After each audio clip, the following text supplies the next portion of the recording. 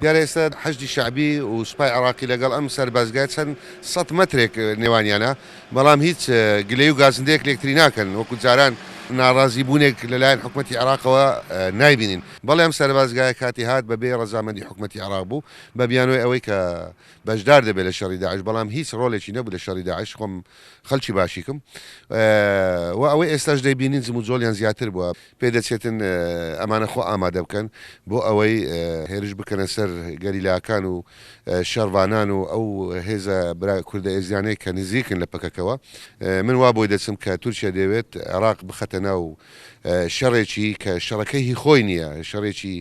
هیچ پەیوەندی بە حکوومەتتی عراقەوە نییە بەداخەوە و هیواداریشم ئەم شەڕە ڕوونەداتن چکە نە لە خزمەتی یان بڵێن لە بەرژەوەندی کووردەوە نە لە بەرژەوەندی هێزە کوردیەکانە نە لە بەرژەندی حکوومەتتی عراقە ئەوەی کە سوودمەند بێ لێ تەنها دژمنانی گەلی کوردن بە تایبەتیش حکوومەتتی تورکیا